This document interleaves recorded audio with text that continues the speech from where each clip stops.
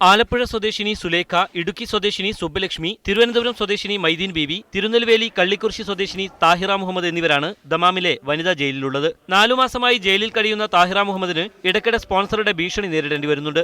തനിക്ക് ചിലവായ തുക നൽകാതെ നാട്ടിലേക്ക് മടങ്ങാൻ സമ്മതിക്കില്ലെന്നാണ് സ്പോൺസർ പറയുന്നത്. സുലേഖയ്ക്ക് എക്സിറ്റ് നൽകിയെങ്കിലും കൺഫേം ആകാത്ത ടിക്കറ്റ് നൽകി കബളിപ്പിച്ചു. മൈദീൻ ബീവി 4.5 മാസമായി ജയിലിൽ കഴിയുകയാണ്.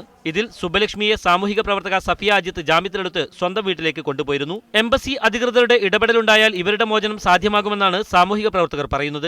15,000 തൊട്ട് 20,000 റിയാൽ വരെ കൊടുത്ത അടിമകളെ പോലെയാണ് ഇവിടുത്തെ സ്പോൺസർമാർ നാട്ടിൽ നിന്ന് സ്ത്രീകളെ വരുത്തി വീട്ടുജോലിക്ക് ഏർപ്പെടുത്തുന്നത്.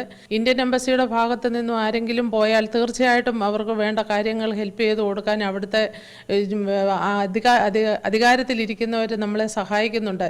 ഇന്ത്യയിൽ നിന്ന് വീട്ടുജോലിക്കാരെ കൊണ്ടുവരാൻ കൃത്യമായ നടപടിക്രമങ്ങൾ പാലിക്കേണ്ടതുണ്ട്. തങ്ങളുടെ പണം മുതലാകുന്നതുവരെ നിർബന്ധിച്ച് ജോലി ചെയ്യിക്കുകയാണ് സ്പോൺസർമാർ. കുടുംബം പോറ്റാനുള്ള മാർഗം തേടിയെത്തിയ ഇവർ പീഡനങ്ങൾക്കൊടുവിലാണ് ജയിലിലെത്തിയത്. അധികൃതരുടെ ഭാഗത്തുനിന്നുള്ള ഇടപെടലാണ് ഇനി ഇവരുടെ പ്രതീക്ഷ. Sajid Arattupuzha, media 1, Dammam.